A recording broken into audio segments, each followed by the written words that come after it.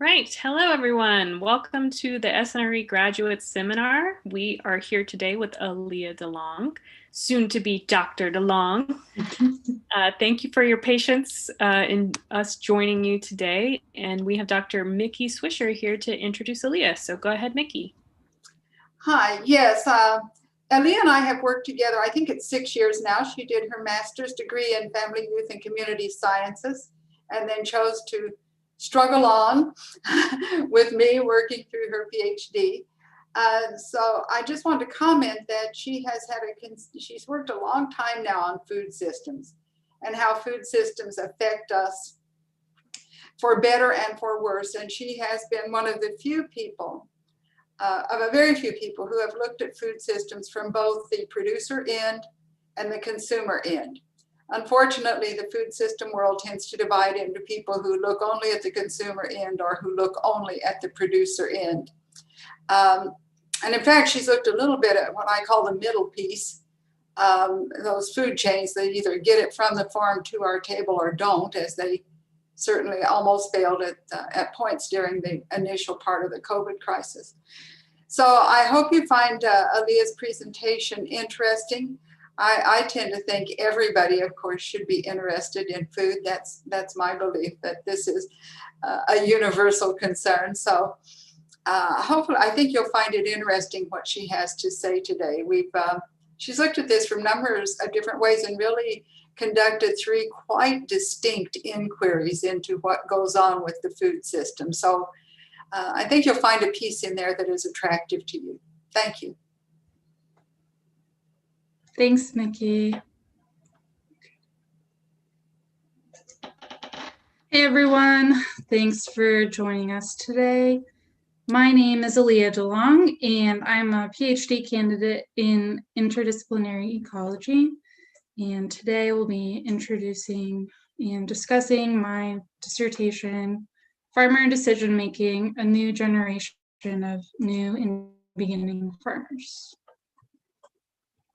So thank you so much to all my committee members, Binky in particular. As she mentioned, she was my chair during my master's and now my PhD, so it's been 6 years and a long time coming. Also my co-chair, Carlene Chase, thanks so much to her for really pushing me in terms of the agricultural science side of food systems, because coming from a social science background, it was really important for me to kind of drive those 2 things together to piece together this dissertation in the end. And then my 2 other committee members, also in family, youth, and community sciences, Jorge Ruiz-Menjivar and Tracy Arani. So I did a 3-paper dissertation. I'll give you all a brief overview of the dissertation as a whole, a little mini introduction, and then I'll talk about the 3 chapters individually and leave time for questions at the end. So global trade of food, fiber, and information really accelerates the pace of global change. So it's good for business, but there are certain drawbacks. Increased trade creates opportunities for pest and disease exchange and can introduce invasive species that become nuisances. Meanwhile, scientists are hard at work looking for solutions to these problems, but in many instances, the pace of scientific discovery just can't keep up with the pace of change. So if you can combine the experimental knowledge of scientists and the practical knowledge from farmers, this can help research teams eliminate poor solutions faster and find good solutions more rapidly. So understanding farmer decision-making promotes these effective working relationships between scientists and farmers. And working closely with farmers, we've started to see more new and beginning and first-generation farmers. So the purpose of this study as a whole was to investigate a methodology to encourage scientist-farmer research teams, which we call stakeholder-driven adaptive research, and to investigate the type of environment that promotes new and beginning farmers, and to determine why first-generation farmers are starting farms. And the research helps improve the pace of scientific discovery, to understand the socio-ecological components that promote new and beginning farmers, and to understand why first-generation farmers start farms. The findings of the study will benefit agricultural scientists, technical advisors, and policymakers. Farmer scientists' research teams develop solutions more rapidly than either group alone, which enables farmers to strengthen their operations. A better understanding of the values and motivations of new and beginning farmers can help service providers and policymakers develop suitable solutions for a changing agricultural landscape. The first paper in my dissertation is Stakeholder-Driven Adaptive Research. We developed this approach, which we call SDAR, because, in short, rapid changes require rapid solutions. The cycle of discovery can be lengthy because of the need for strong experimental approaches, like testing multiple hypotheses under controlled conditions. Meanwhile, farmers need to make decisions quickly in their day-to-day operations, lending them the experiential knowledge that scientists may not have. SDAR combined these two forms of expert knowledge to develop solutions more rapidly. It differs from other forms of participatory research, like participatory action research and impact assessments, because the stakeholders are involved at every step of the research design, taking advantage of the knowledge stakeholders and scientists contribute. SDAR includes 3 parts. The advisory council is made up of industry members that assess our goals and objectives throughout the entire project. In research assessments, stakeholders blindly assess on-station experiments before discussing their observations as a whole and coming to a consensus on their recommendations. Finally, we have farmer field trials, where farmers replicate our experimental plots on their farm and under their management. These activities result in treatments adjusted over time that a diverse group of stakeholders assessed. And this particular paper focused on organic strawberry production systems. We looked at different strawberry cultivar and off-season cover crop combinations. And the projects we discussed were funded by the USDA NIFA. This table shows an overview of the changes we made to our research design over time. So plus signs indicate something we added to the research design, and a minus sign is something that we eliminated. So these changes are a result of combining those 2 types of knowledges that I mentioned, experimental knowledge and experiential knowledge. So I'll just give one example because I have a lot to go through today. But farmers wanted an off-season cover crop that relied less on the legume sun hemp because of its price and availability unpredictability. Sometimes it can be really expensive. Sometimes you just can't get it at all because it's not available. So that's from the farmer end of things. And then the biological scientists on the project actually developed a leguminous mix based on their knowledge of how each cover crop species performs in a system. So we as researchers, farmer researchers, and scientific researchers developed goals and objectives together to produce higher quality knowledge than either group on its own. And this accelerates the cycle of discovery as we're able to eliminate poor solutions and prioritize good solutions. Farmers identifying emerging pests and researchers working closely with them to develop management strategies might be one example. Farmers have direct-to-consumer sales knowledge that inform cultivar qualities to focus on. And another example would be farmers finding harvestable cover crops desirable. But when we researched harvestable cover crops, we found that wouldn't actually fill the need of being a cash crop and an effective cover crop And we were able to eliminate that potential solution as a group, as opposed to two individual groups. However, the primary limitation that we face in the on-station research assessments, which take place for 1 or 2 3-hour windows, is it limits the number of participants that can join us. And so right now we're testing a virtual research assessment to help alleviate this issue, which we plan to refine and test further in the future.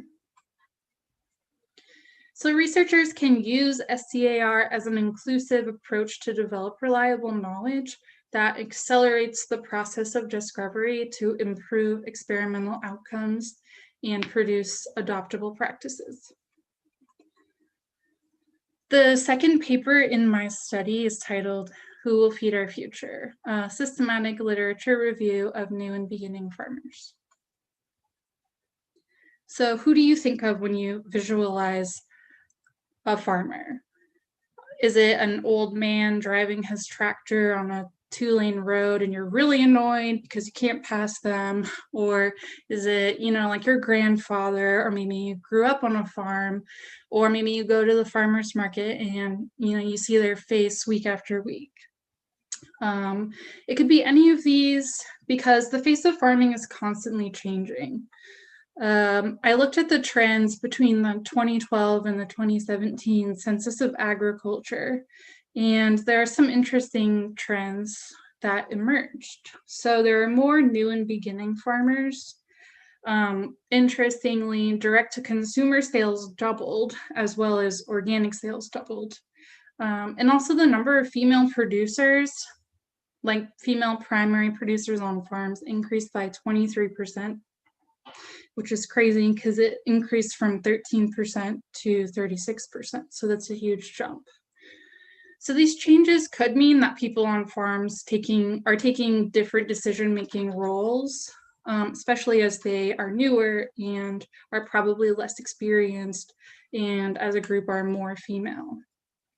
So the increased market share of direct-to-consumer sales could mean that local food systems are gaining popularity, and perhaps more so in organics as well.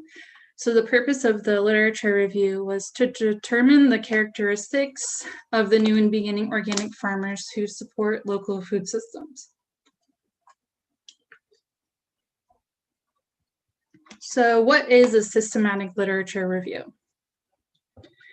It's a methodology that is an exhaustive search of available literature, laying out each step so that it's replicable and draws robust conclusions.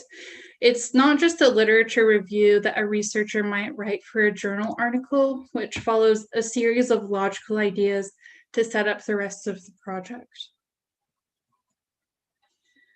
This figure shows an overview of the review process from scoping and planning stages to analysis. So you can see it starts out with formulating your research questions. We had a panel of experts review our potential search terms and make recommendations. When we actually did the search, we filtered all of the results according to their title and abstract to determine suitability. And finally, we did a quality analysis. And after that, we looked at the types of articles that emerged from the literature review, and then finally analyzed their conclusions according to a socio-ecological model. And in the end, we ended up with 21 articles. So we analyzed the conclusions based on a socio-ecological model pictured here that identifies drivers in an individual's world that contribute to decision-making. So our analysis focused on the characteristics that apply to farmers in starting a farm. So the different layers you see here: interpersonal, institutional, community, and policy. So for example, the interpersonal layer, we looked for farming knowledge and skills, maybe farming identity, different values that a farmer holds in their finances. Interpersonal would include a farmer's relationships with their families and their personal social support networks. Institutional includes how the farmer runs their business and interacts with employees. Community is maybe farmer organizations or educational opportunities or engaging with other people or groups or businesses in the community. And then policy includes those policies that impact farmers, which could be organic certification or cottage laws or urban zoning and anything like that. So now I'm just going to go briefly through some descriptive results of the articles that we studied. Here are the articles by the year of publication, and our sample size is small, but 11 out of 21 articles were published in just the last 3 years. And this is a list of the journals that the articles were published in. And 25% of the articles, even though it was just 5, came from the Journal of Rural Sociology. And the Simago journal ranking ranks journals into quarters based on their discipline. So Q1 and Q2 represent journals that were all in the top 50% or better in their discipline, with Q1 being the top 25%. All of the 21 articles combined had 87 keywords, which we grouped into categories. And we looked at this to tell kind of what the larger literature base is talking about. These groups indicate that the literature is about, of course, farmers farming, but also the perspectives that we study them from, the health and well-being of individuals and communities, land access, economic conditions, and a focus on certain geographical areas, and social changes coming from farmers. Most studies focused on a single state, and some of those were actually maybe just one city, a couple of cities, a couple of counties, and there was particular bias toward the West and the Northeast.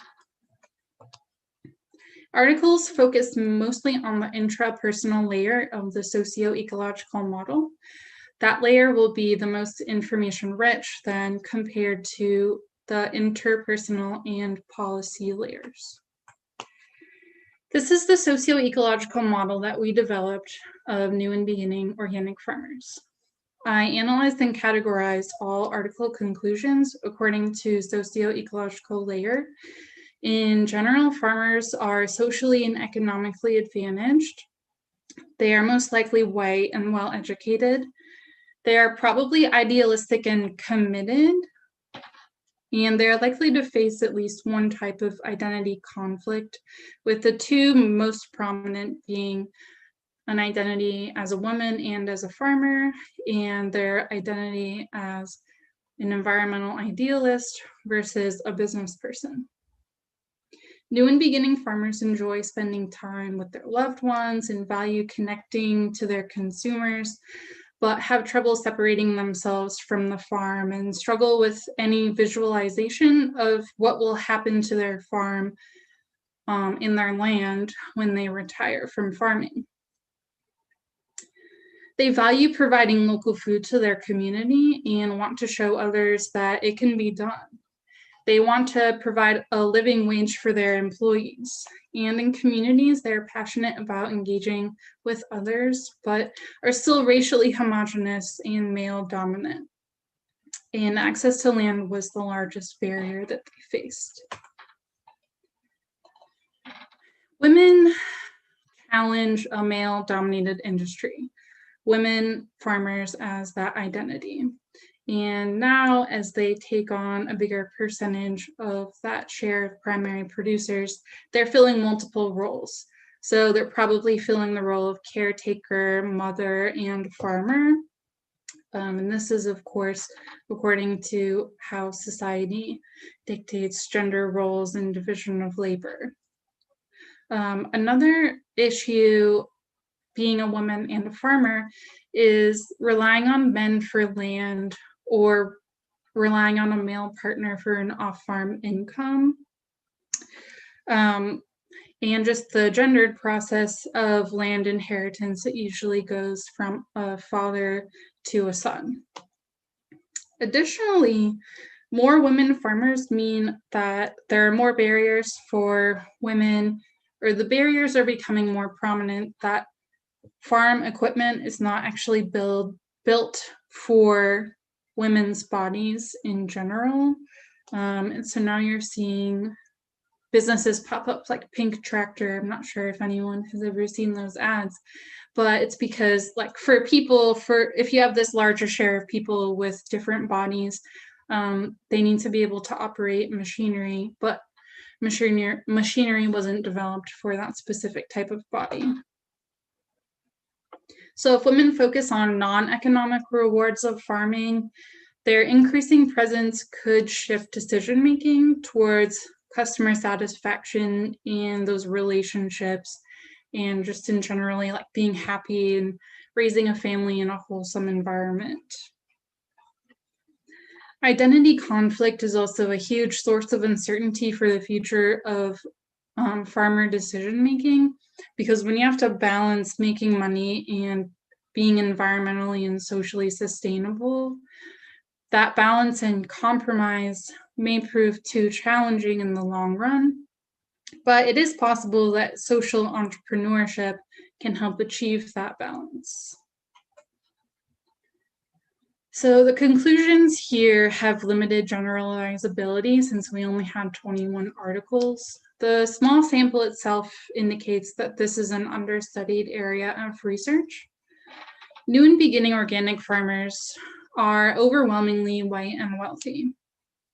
Unfortunately, the literature that we looked at didn't provide an adequate analysis of the racial and economic homogeneity of their own samples. If this is a coincidence, then researchers really have to address this in future studies by recruiting diverse groups of farmers. If it's not a coincidence, then the wealth gap is also becoming a race gap. Idealism versus making a living requires either supplementing a low income or sacrificing commitment. And this challenge is the most salient because it speaks to the long-term sustainability of the farm as a business. If we want more women farmers, they need to be able to compete with the men. Many of them are built differently. So there is a new beginning, a new generation of organic farmers. And knowing these goals, motivations, and identities can help providers across sectors appeal to and recruit farmers and be ready to meet them where they are, while also building a more equitable future for farmers and provide support that encourages a socially and racially diverse farming community.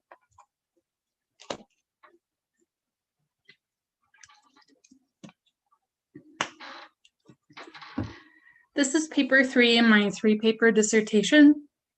It's titled "The Roots of First Generation Farmers, the Role of Inspiration in Farmer Decision Making." The food movement drives a lot of the focus on local food systems. Environmental justice is this reaction to a lot of the negative consequences of agriculture that we're seeing. Over-reliance on synthetics, pollution, climate change, overworking the land. Meanwhile, food justice pushes for food that is fresh, nutrient-dense, safe to eat, and affordable for everyone. Some people inspired by the food movement start farms. Farming is a business, and mixing values and business leads to an interesting combination, especially when you add in the inexperience of new and beginning farmers. So why are first-generation farmers starting farms? Why would someone with no background in agriculture start a high-risk and low-profit business?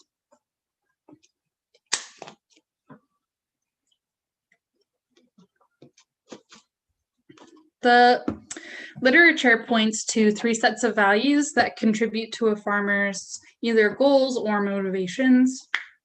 environmental values of working with nature to develop healthy agricultural ecosystems. There are social values, which includes a responsibility to feed people fresh and nutritious food affordably, but also education and personal benefits of being outside and being able to move your body in a way that feels good and eating well.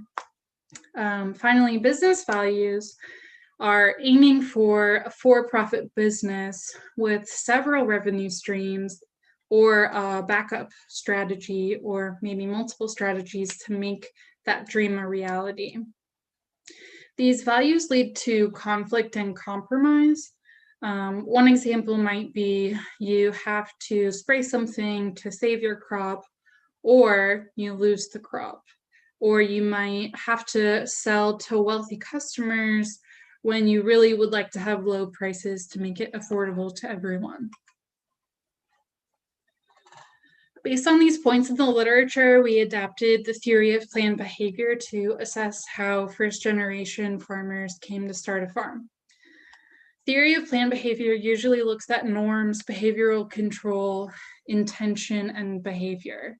Given that we already know the behavior, we are looking to determine the previous constructs, which in this case are the values, risks, and benefits.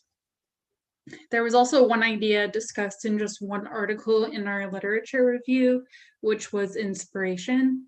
This became the focus of this study as it's under-researched, yet through our work with farmers in our day-to-day research, we see farmers talk about their passion all the time. And for first-generation farmers, we want to know where this passion came from. And we are interested in determining what that tipping point was, which is what we call inspiration. A case study is ideal for determining the circumstances that led to an outcome, which in this case is starting a farm. We screened participants who achieved that outcome, which were just first-generation farmers who started a farm. We had key informants in 3 different states where we conducted our interviews, and we conducted semi-structured interviews to collect in-depth data, about first-generation farmers. Then we coded the transcripts using 3 rounds of coding, conceptual, thematic, and theoretical. And we had 40 participants. Demographically, there was nearly a 50-50 split in male versus female farmers. The majority of them, 85%, were white, and over 75% had at least a bachelor's degree, so a very highly educated group of people. This is the theoretical model of why first-generation farmers start a farm, which correspond to 7 theoretical propositions. And just in brief, we kind of found that this idea of inspiration comes a lot earlier in the model than we had anticipated. And we kind of see that there's this moment when reality hits a person where they have to realize that they're not, starting a social revolution, they're starting a business. And ultimately all these things together come to a decision to start a farm. To be brief, we found that values and inspiration probably form and occur along a continuum, probably in some kind of feedback loop. And their values tend to be idealistic, which they quickly realize when making a plan to start a business. It will require weighing resources and risks. But there are also benefits which play a role here. Not just access to resources and risk. Perceived risks include financial and physical, as in the physical toll that farming takes on your body, and it's not sustainable for a long-term profession. So that kind of risk in planning. First-generation farmers are likely to have access to resources through personal wealth, inherited land, and off-farm income. So, is the food movement selling a lie? Are they saying that as long as you're passionate and committed, it'll just work out because you're working for the greater good? It's interesting because there's this sector or this section of farmers who are inspired by other farmers, which makes sense because you see someone succeeding and you're passionate about that same success. And so, you feel bolstered to make that decision.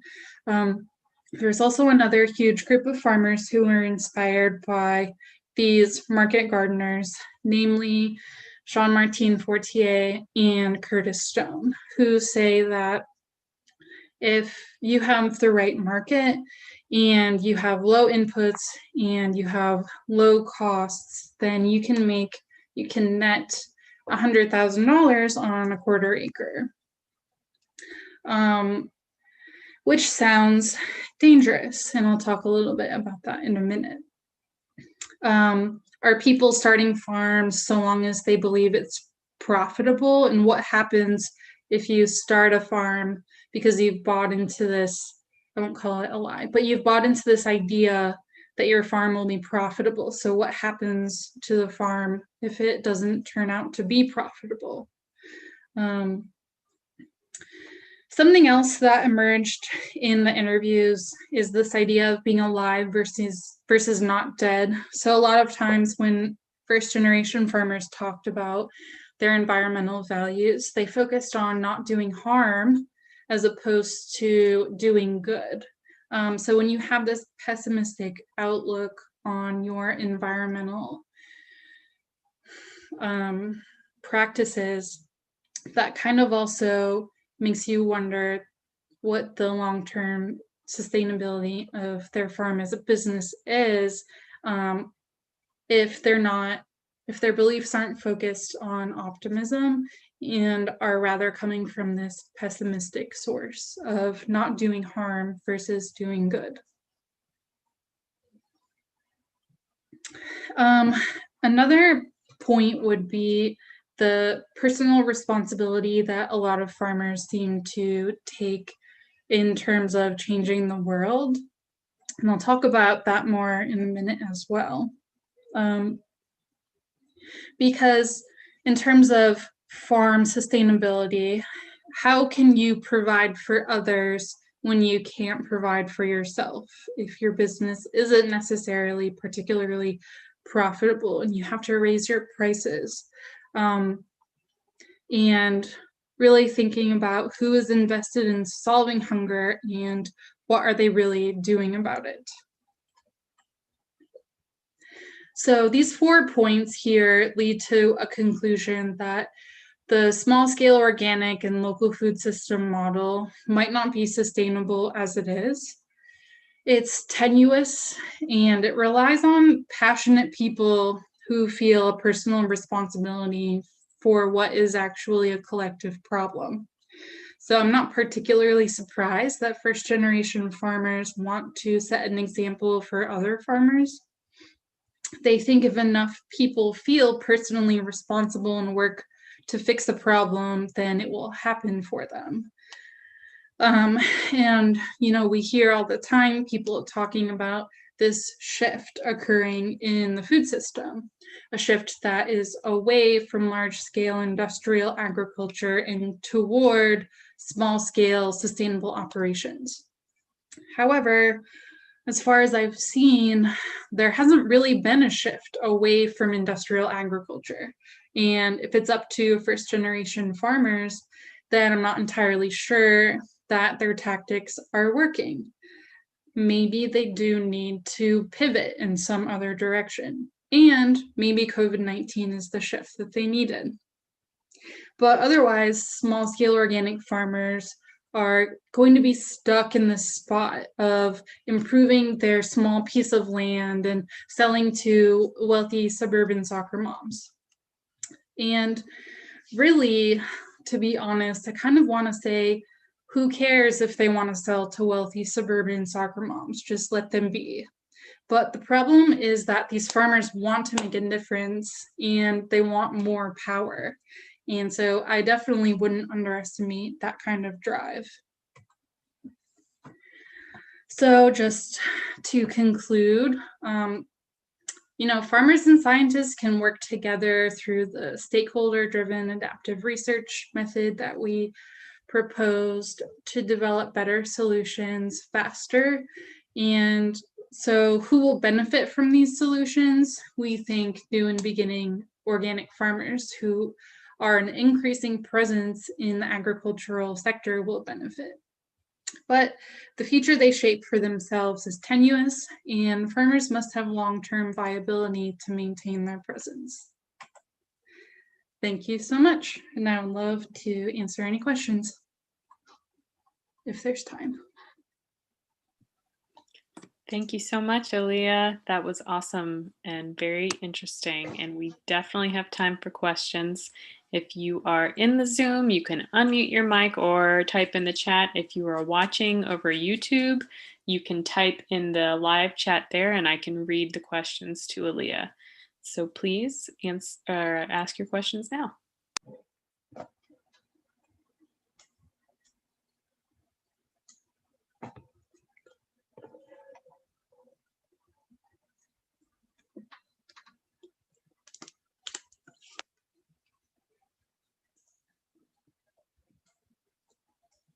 All right, it looks like you're getting some clap emojis and also a question from Steve.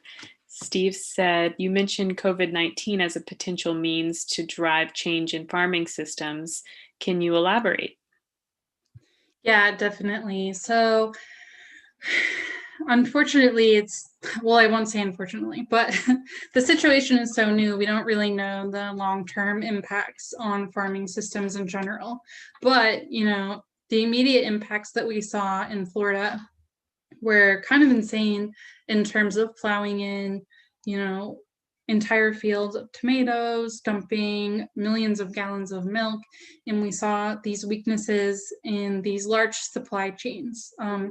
Meanwhile, these small local supply chains were selling out every week. You know, they couldn't produce enough to, you know, sell to the number of customers that wanted to buy from them. So that's kind of what I mean is people going to the store and experiencing the great toilet paper crisis of 2020.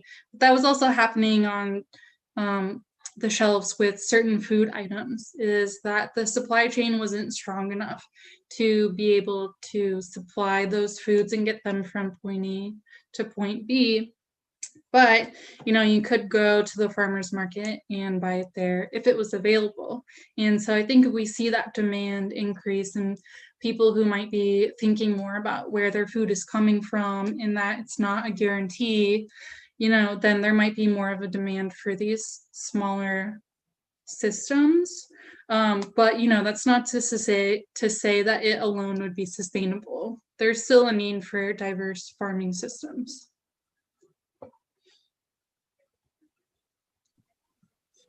I have a question for you, Alia. Mm-hmm. So you talked about this, you know, idea of a shift towards small scale organic farms and that you aren't really seeing that actually happen. I'm wondering if have you seen instances of federal or state support for those systems, or are there opportunities for subsidies for small scale farmers that are unrealized now, or how could that shift actually be supported? So I very carefully said, I don't see a shift away from industrial agriculture.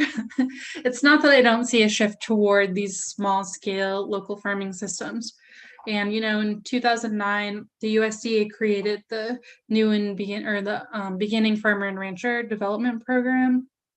And they're solely dedicated to supporting resources or providing resources for new and beginning farmers, which is great. And, you know, we see that the number of new and beginning farmers is increasing from census to census, so much that they have a category just for new and beginning farmers now in the agricultural census that they didn't have in previous years. I forgot the rest of your question. Yeah, thank you for clarifying. Sorry for misquoting you there. Oh, no problem. My question is just, I guess, are there unrealized opportunity to further support that shift, like either statewide or federal funding to support these farmers that are trying to do this very difficult job of starting a small scale farm, from scratch? Maybe, and there's a lot of innovative stuff that's happening right now, especially in terms of urban farming and, just like vertical farming and rooftop farming and taking advantage. So when I think about opportunities for farmers like that, what I'm really thinking about is how they can increase their market share. And so market presence doesn't necessarily translate to, more farms and farmers, but, more hydroponic lettuce producers, and that stuff is really expensive.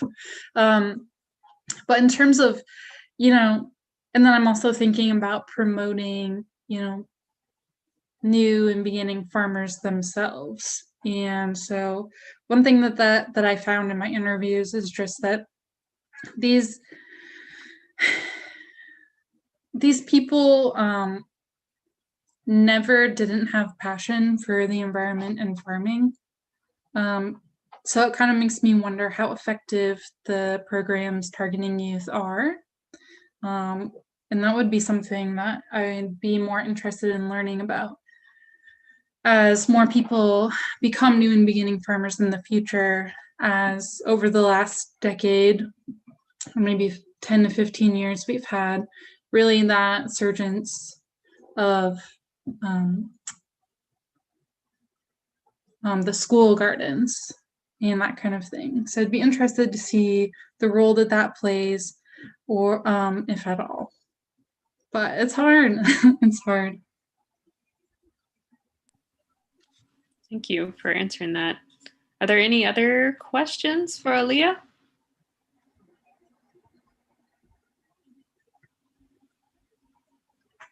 All right. Well, thank you so much for taking the time to present to all of us today. And this will be recorded, so you're welcome to share it. And everyone in our SNRE course, we will have another seminar next week. So thanks so much, Alia. Thank you. And bye, everyone.